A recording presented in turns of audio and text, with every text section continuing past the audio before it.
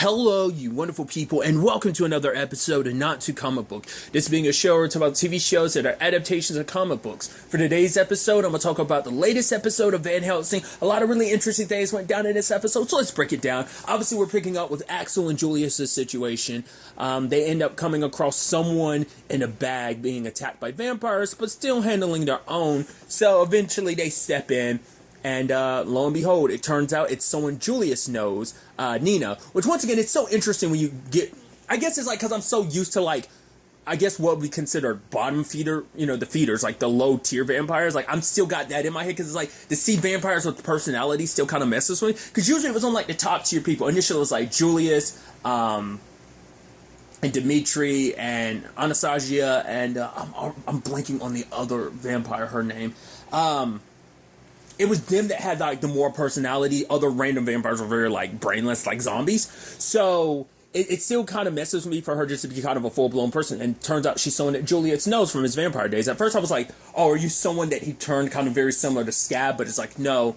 In actuality, I thought it was kind of maybe a similar dynamic. But it turns out they kind of had a whirlwind romance back in the day, in particular the 80s. And it actually crafted an interesting background for Julius, because, like, our only background into Julius is back when Dimitri changed him, and basically we got that to where he was present day. That's as much as his history we've ever really gotten. Pieces here and there he might have talked about, but that's as much of his history as we've really known. So, to see him kind of at his, like, in the 80s kind of being a bottom feeder... I mean, I forgot. Let's not forget, like, literally the beginning of the series, because I'm thinking of Julius when he's reigning supreme, he's got his own gang, Scab was part of it and everything, and Flesh. In retrospect, did he change Scab? I know he bit Flesh, well, Phil, but I'm actually trying to remember, did he turn Scab? Let me know in the comments down below. I don't remember. If he was the one that actually turned Scab. I know Scab was a part of his crew, but I don't remember if he actually changed him himself. We definitely know about Phil, but I was like, yeah, because we saw Julius at the beginning, so I guess it actually kind of matches out where he was in the 80s to where he kind of was then, and then he eventually, like, because of the Rising, was able to kind of rise to the top tier person that he is, so...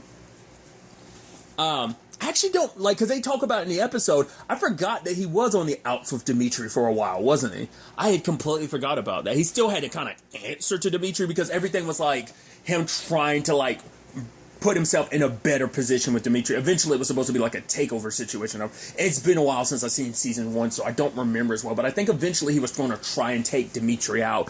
It's like, yeah, I've been kind of put in the gutter for so long because of Demetrius, like, bump that, like, I'm going to take control of everything. So I think that was initially his plan, if I'm remembering correctly. Like I said, I could be wrong. It's been a long... I've not seen season 1 since probably, maybe 2017, because that was when season 2 came out. So, like, I probably rewatched season 1 in preparation, I believe. So that's probably the last time I saw it. Regardless, tangents and all that aside, but it still kind of relates. It's just interesting to see him kind of, like, so low. And actually, Nina's the one that kind of dragged him up. In particular, we end up finding out she was actually a well-known actress, which is interesting because it's one of those things you never really get to spend a lot of time with certain vampires to know who they were unless they were someone important. Like we learned a lot more about Ivory last episode. Obviously, we know more about Bathory. We know more about the Dark One. I mean, at least the body she's possessed. We know more about where that all started, Olivia and everything. So it's stuff like that, but we never get that with every vampire. So to kind of, for one, Nina's backstory, but also to dive into Julius's like that, to know that, he was kind of so low down and she was the one that kind of rose him up. But also, my point was like, she was a movie star, much like he was a boxer. He had to throw a lot of fights, obviously. So because she's like, she wasn't the movie star she thought she wasn't who she wanted to be. And for him, it's like, yeah, I wasn't the boxer I wanted to be. And that mutual thing of like, this is our opportunity to kind of rise up, no longer just sulking in the shadows, like, Carpe Noctis, seize the night, instead of Carpe Diem, seize the day. So I thought that was kind of interesting, and obviously, it's also interesting, too, because for, like, Julius, it's like, even as a human, he still feels that pull, even as her as a vampire, like, she still has sway over him. Axel's reluctant to bring her along, but it's like, Julius brings up, it's like, well, you were able to stave off your hunger. To be fair, he was a vampire a lot less he was only, as he said, like, I was a vampire for a second. He was like a vampire for a little bit of time. She's been a vampire for decades. I would assume that would kind of I think that would play into why, like, control issues. Plus, Axel has a benefit of just being like a like in the military and everything. Like, I think it self-control and stuff, controlling yourself like that, it's a byproduct of his military training that kind of translated over to him being a vampire. So, which is actually kind of interesting when you actually think about, like, especially when we get into Nina's whole situation. But she learns from him. I don't know how much he went into it, but he did kind of talk about, he did kind of run things for a while, but it's like, it wasn't the life that he kind of thought it was going to be. And even this moment where she says an interesting line to Doll, she's like, I thought you were dead. And he's like, why would you think I was dead? She's like, no, it's not important. What was that about? Why would you think he's dead? I figured you would hear more about him, especially but I guess it's like when you're just scattered to the winds, like, all over the place, you probably don't hear about the fact that Julius doing his thing over here. Because, it seems big at the time, but that's like, the territories are so separate. So, like, you wouldn't know, unless someone's making some big moves in big ways. Because she knows about Vanessa, because it's like, the rumors have rippled across the vampire world. I wonder, is it something she only found out about recently? Was it something she's known about for a while? Because obviously Vanessa's been active for a while. Granted, we as the audience know, and a select few, specifically Dracula and Bathory know, obviously, about Jack. Well, Violet and everything, because Jack's kind of out of commission at the time. But so that's because anyone's hearing about stuff like that, they're still under the impression, like, right, Vanessa is still out and about doing her thing. But that's one thing for Julius. He kind of hopes, like, right, we can find, like, Violet. She can turn Nina back, and they could reconnect in that regard. But Axel's not too sure of her. Like, his instincts are kind of kicking off about her. She leads them to a very specific place, and it turns out it's a place she knew where people were. She came there and slaughtered all of them, which obviously Julius is like, oh, Axel's not going to like that. And she's like, oh, I thought you were your own man. He's like, I am my own man. It's like, oh, what about your mama? And it's like, oh, and I was like, all right. I was like, let's not forget his mom's dead. It's like, once again, season 1 stuff, it slipped my mind. I was like, all right, his mom. Yeah, his mom's dead, because in particular, Sam being the one that killed her, too. That was forever ago. That's crazy to think about. Feels like a lifetime ago. But nevertheless, I guess for Julius it kind of was, considering, like, that was before he turned back into a human. But he still remembered Sam for being the one that killed his mom. But I kind of lost my train of thought there for a second. Right. She's, like, trying to get Julius to come out of the shadows. It's like, we're going to run this place and do our thing. But his mom was like, no. The fact is, Dimitri kicked us out, and we're kind of like, if you keep doing what you're doing, you're going to draw the vampire hunter that's kind of out and about, and that's going to be an issue for us. So we survive by staying to the shadows. But Nina does care for Julius, and it's like, well, you hit him again, I'm going to rip off your arm. Like I said, it's very, like, whirlwind romance. So it's kind of like basically she gave him an ultimatum. It's either go with me and we can build a great life together forever, or you can stay with your mom. Your mom, push comes to shove, she's a vampire. Eventually she'll be able to feed without you. She'll learn to fend for herself, but there's still a thing of, like, right. Especially because knowing what we know about his mom was sick until he brought her back, like, until he, like, made her into a vampire and gave her new life. Like, she was sick and dying. That was also another reason why he was making the money he needed to take care of his mom. So it's like, it's not just being like a mama's boy, which you can make some argument, but it's also like, it's sweet that the fact is he cared about his mom like that. We could all do to care about our moms, if we're fortunate enough to have a mother in our lives, we should kind of have that dedication to them like that. But because it's like he watched his mom kind of almost wither away completely, so of course he's going to be very protective of her over all these, like, decades and stuff like that, because that was back in wasn't it like the 20s when he initially turned? Maybe the 30s? So, nevertheless, so everything, we also learned that the people that are after them, because we saw that, like, she ended up getting away and a squad came, and I was like, oh, I was initially like, why is a human squad coming after them? And then we find out they're a vampire squad. I was like, oh, because I even love Axel being like, what? Vampire Delta Force? Goddamn apocalypse. It's like, never would have once again, it's just like, you don't think that, like, really? Like, because vampires don't really use weapons. It's usually like a, let's rip you apart with our teeth type of situation. It's like, yeah, certain ones will use weapons, like the Sisterhood, like, or to be fair, different sectors, like, they will use, like, melee weapons to kind of slice and dice you, but, like, guns and stuff, it's so weird to see that. It's like, right, it's like, oh, it's crazy, because that's why Axel's like, they're a trained unit like that. It's like, what is that? But it's also like, right, the Dark One sent that, and it's like, is she after us? But it's like, no, she's actually after Nina, but it's like, why? And she's like, well, I know the Dark One's secret. It's like, what? I was like, there's no way you're tight-knit with the Dark One. She's been locked up this entire time. I was like, why are you so, like, what's going on here? What do you know that's so important? She was initially going to run, but she does come back to help them, only just to kill the vampire that they're trying to pump for information, because she doesn't want it, like, her leverage to go away. Because it's like, right, the information I have is the only reason why you're keeping me around. Plus, like, Julius keeps making excuses for her despite everything happening. So they use her as bait, and lo and behold, one of them gets possessed by Bathory, and it's like, oh, like, you ignored our master's call and stuff like that. I'm like, what's that all about? And so it turns out, because we end up finding out that the reason why, like, Nina knew about the people in this territory is because this is her territory, so of course she'd know where fresh food was.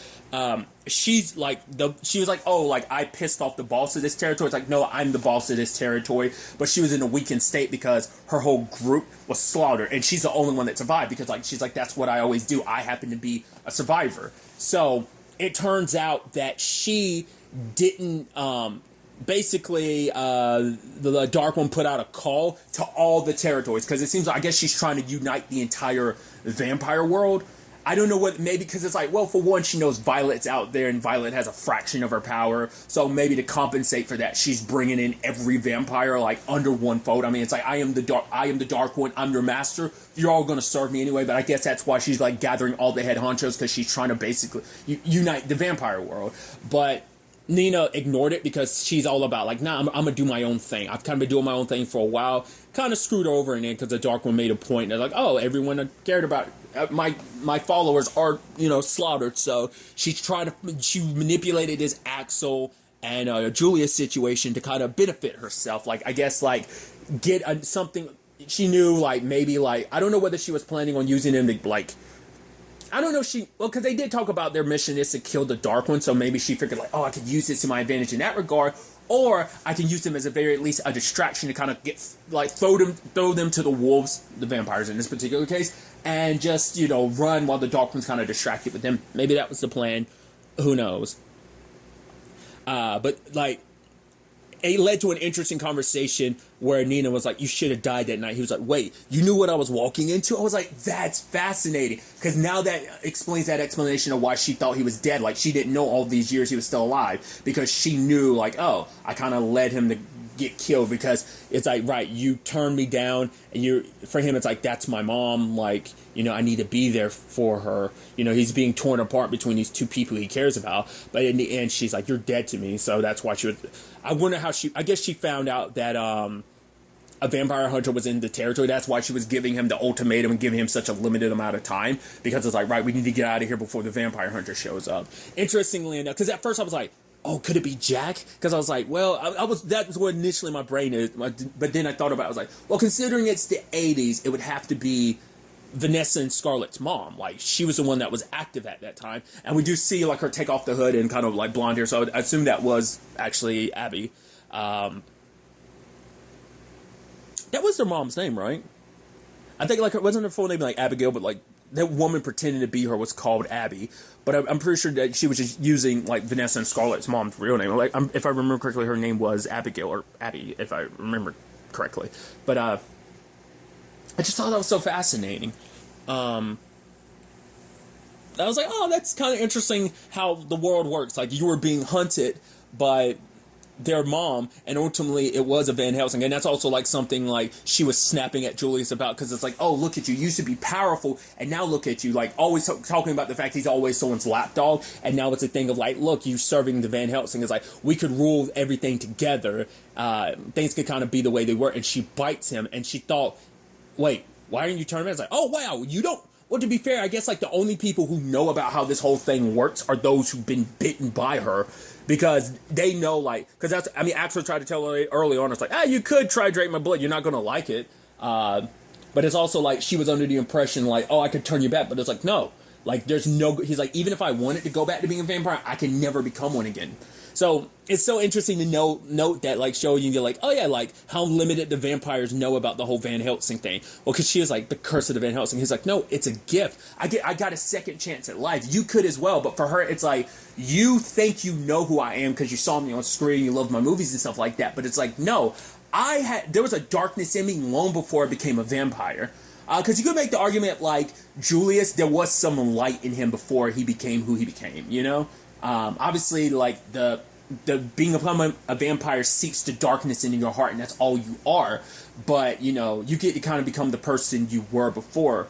And, it, you know, it's kind of like, I'm sure, like, if Sam became a human again, it wouldn't matter, because let's face facts. Sam was a garbage human being, so it's like, he would have still been the terrible serial killer that he was, even if he got reverted back to being a human.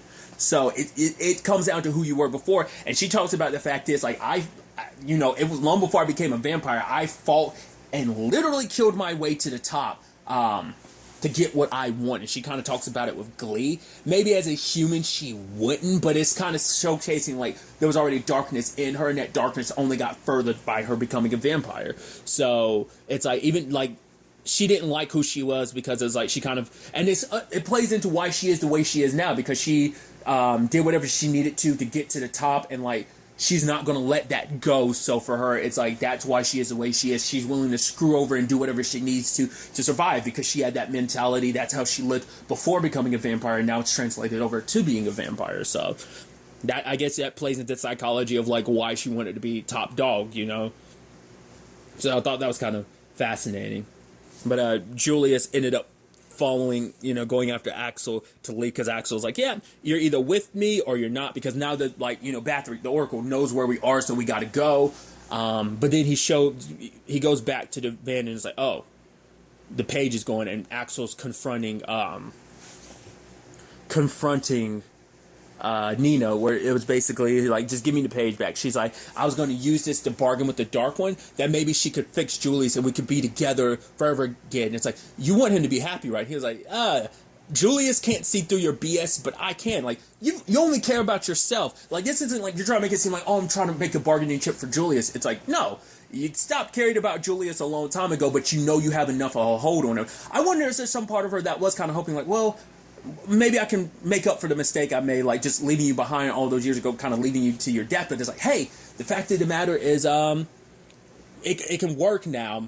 You know, that was when she initially thought she could turn him back. Maybe it's just a thing of, right, he was kind of a puppy dog at my legs, and I kind of gave him a home. I kind of rose him up from the dirt, and here we are now. It's like she needs to kind of rebuild her empire to a certain extent, so I think she was planning on starting it with Julius, because like having someone tough like him on her side, it benefit her.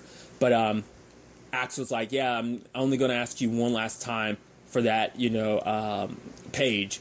She ends up talking about Axel reminds her of someone that she knew who loved to play military roles and got handsy off camera. It was her first kill. So knives out and everything. It's like, okay, she doesn't want to go down without a fight.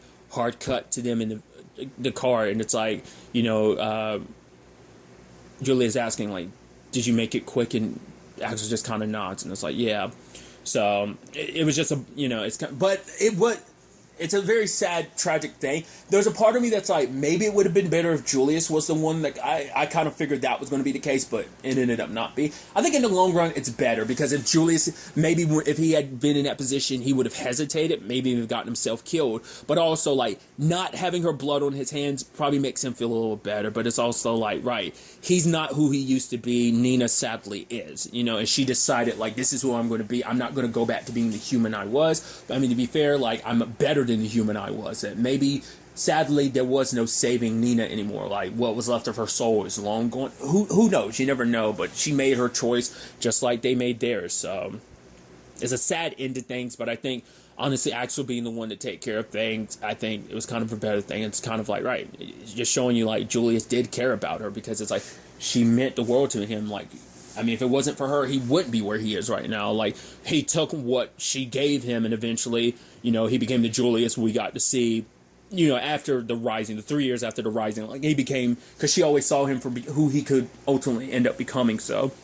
But also, it's also the sad thing, too, when you think about it, because, like, right, neither one of the women are in his life anymore. It's like, right, these two people who had very, impactful parts on his life. His mother's long since been gone. He found Nina after all these years just to lose her again, So, both the women that were important to him that he was kind of forced to choose between, it's like, yeah, they're both gone now. So, I'm sure that kind of stings when you actually kind of think about it. So I thought it was a really interesting episode in that regard. Like I said, just kind of getting to know Julius's background like that, knowing that, like, like I said, he had this whirlwind romance, that it was someone that even after all these decades still like had that sway over his heart, maybe he had some over her. So I'm sure that's also gonna be another thing for Julius. Like, it's like, maybe I could have done more, or maybe it's just a realization of maybe there was nothing I can do. It's a very tragic situation in its own right. So. But like I said, it did present some interesting information about what the Dark One's up to. So I think we're going to definitely be seeing more of that about, like, her gathering all the different people. Also, like, the Oracle was talking mad crap, being like, it's not going to help. You're not going to win.